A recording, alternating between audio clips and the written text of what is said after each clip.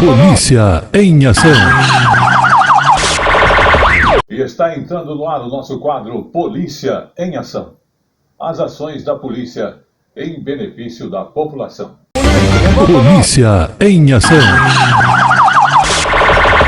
Vamos falar agora justamente do Antes que Aconteça, que é um protocolo que vai combater a violência contra a mulher. Porque no caso, 3 em cada 10 mulheres brasileiras sofreram já alguma vez a violência doméstica. E esse dado é do Data Senado. Os números alarmantes acabam assustando e denunciam justamente um outro tipo de epidemia no Brasil. A agressão contra mulheres. É justamente para combater e atenuar esse crime que o órgão dos 3 poderes assinaram um protocolo de intenções. É o Antes que Aconteça que propõe a ampliação dos direitos da política pública para as mulheres que são agredidas. Vamos ouvir. Cerca de 130 milhões de reais de emendas parlamentares e do Fundo de Segurança Pública serão destinados ao fortalecimento da Lei Maria da Penha, por meio do programa Antes que Aconteça, uma rede de apoio às mulheres vítimas de violência. Nessa quarta-feira, um protocolo de intenções foi assinado entre o Conselho Nacional de Justiça, Câmara dos Deputados, Senado Federal e o Ministério da Justiça e Segurança Pública para desenvolver o programa. A nossa perspectiva é, através desse programa, fortalecer políticas públicas de acesso à justiça, acesso à segurança pública, voltadas para o enfrentamento à violência contra a mulher. Entre as medidas listadas no documento estão modernização de delegacias, capacitação de profissionais de saúde, agilidade no registro da violência contra a mulher. O programa também destina recursos para a construção de mais espaços como a Sala Lilás em delegacias comuns. A ideia é que, mesmo em cidades onde não haja delegacia especializada de atendimento à mulher, essas vítimas de violência também tenham um atendimento especializado. Pela primeira vez, destinar um pedaço desse orçamento para uma ação preventiva de combate à violência contra a mulher, especificamente ao feminicídio. A gente vai pegar esse dinheiro, através do Ministério da Justiça, vai aplicar em projetos que já estejam funcionando bem, como as salas Lilás, Patrulha Maria da Penha, equipamentos de tecnologia, de prevenção. Polícia em ação. Vamos agora ao segundo caso do Polícia em Ação, que tem a ver com inteligência artificial. Bandidos usam a inteligência artificial para aplicar vários golpes, né?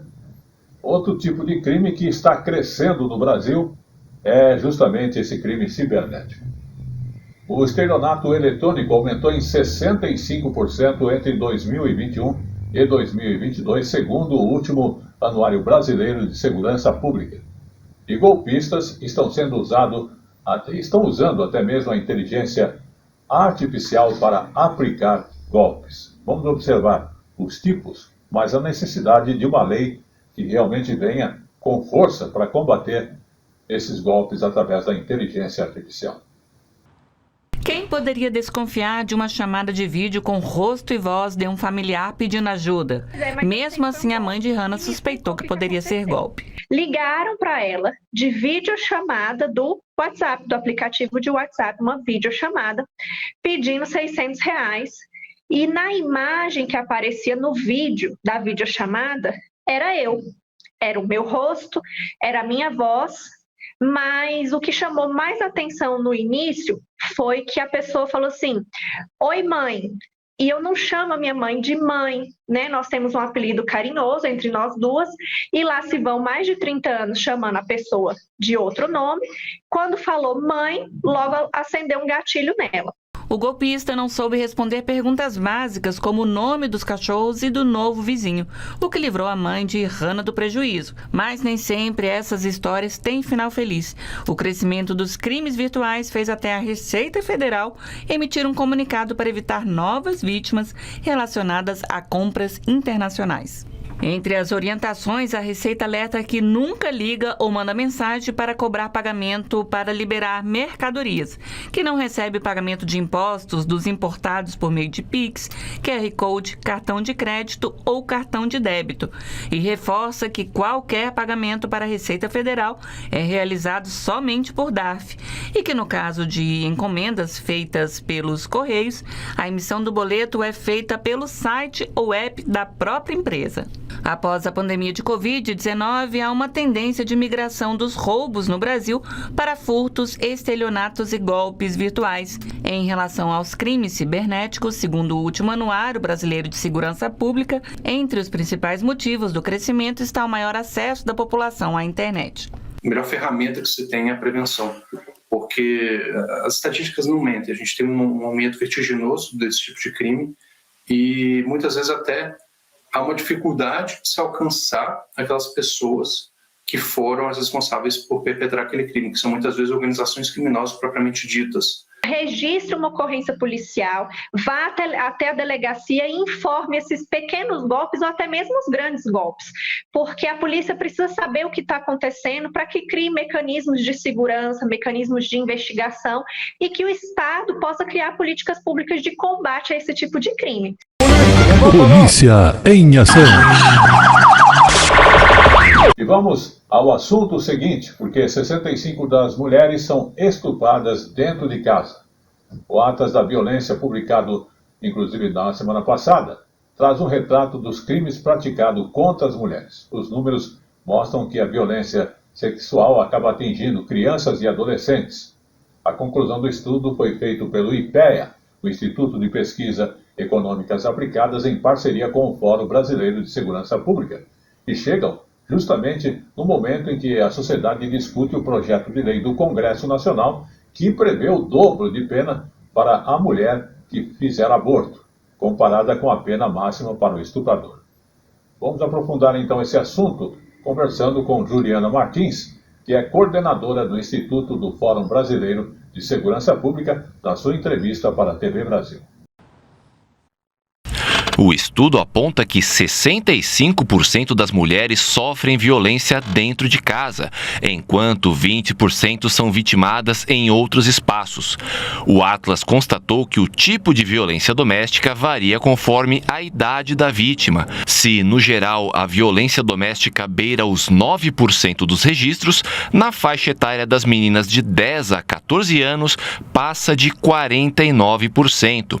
Entre as crianças até 9 anos, a violência sexual só perde para a negligência praticada por pais ou responsáveis, que é quando as meninas deixam de receber cuidados mínimos necessários para o seu desenvolvimento. Já na fase adulta, as mulheres são vítimas principalmente de agressões físicas e, com a chegada da velhice, voltam a sofrer com a falta de cuidado por parte dos familiares. No geral, os agressores são homens em 86% dos casos registrados.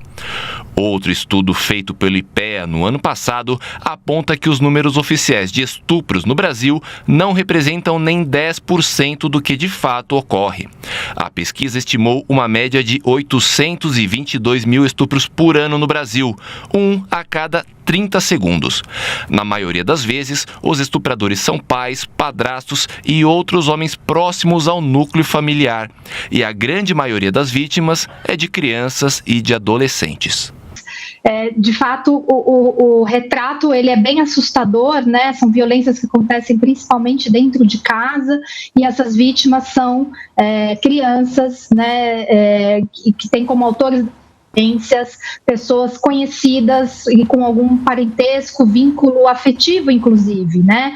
Vínculo de confiança, né? Pessoas que deveriam proteger essas crianças. Então, quando a gente fala de prevenção, é bem mais complexo e bem mais difícil fazer a prevenção nesse contexto, né? E necessariamente trabalhar com prevenção vai passar do que a gente está vendo, né? Que de criminalizar mais essas vítimas de violência que porventura engravidem em decorrência dessa violência e precisem acessar um direito que é o aborto legal, que já está previsto em lei hoje em dia, A gente precisa falar sobre essas violências, a gente precisa instruir as pessoas a respeito delas, né? Porque são violências que a gente foi naturalizando, a gente, enquanto sociedade, foi permitindo que essas violências fossem cometidas nas famílias. O que a gente tem visto é um crescimento. Esse é um problema, inclusive esses dados do Atlas, eles são dados do sistema de saúde, né? Da notificação realizada pelos profissionais que atendem mulheres e meninas nas unidades de saúde, tanto pública quanto privadas, né? A maior parte dessas violências, elas são subnotificadas, isso aqui, pesquisas no Brasil e fora do Brasil também mostram isso, porque é um tipo de violência muito permeado por culpa, por vergonha, por medo, né? Muitas vezes, especialmente meninas muito pequenas, como é o que, né, o estudo mostra, que costumam ser as vítimas, e pelo vínculo com o agressor, né, demoram mais a entender que aquilo é uma violência, né? Tem mulheres que só vão entender que sofreram violências sexuais na infância quando na vida adulta.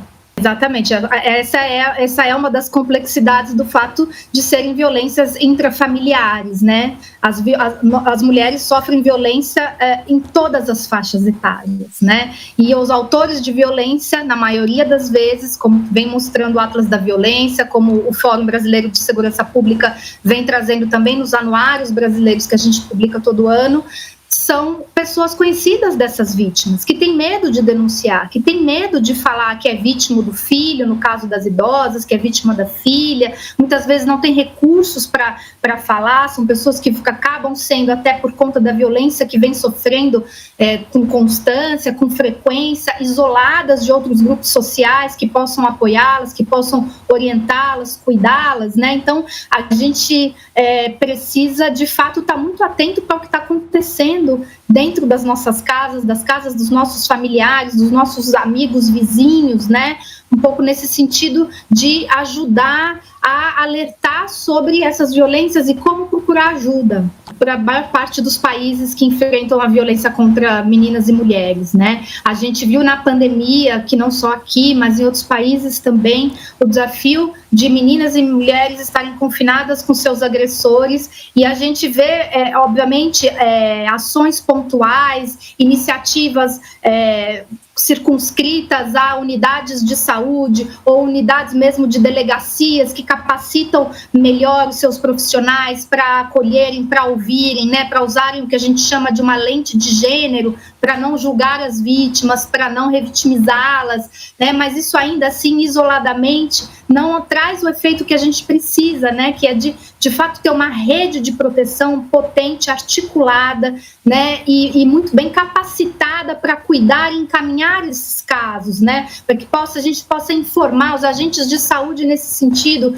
que estão indo nas casas das famílias, podem ajudar nessa orientação, mas a gente precisa também levar esse debate para dentro da escola, né? A gente não pode interditar um debate como esse, tem que falar de educação sexual nas escolas, a gente tem que orientar as crianças desde muito cedo sobre educação sexual, para que elas possam ir identificando o que é violência, o que não é, né? E assim a gente ir mudando as gerações que estão vindo, né? Sim. Porque a gente não possa, porque é uma violência transgeracional. A gente vê mulheres já adultas reproduzindo violências que sofreram na infância, naturalizando violências que viram suas mães, suas avós também sofrendo. Que a gente consiga, enquanto sociedade, enfrentar esse problema com mais seriedade, né? Polícia em ação. E com esta última informação, o Polícia em Ação dessa semana vai ficando por aqui. Até lá. Polícia em ação.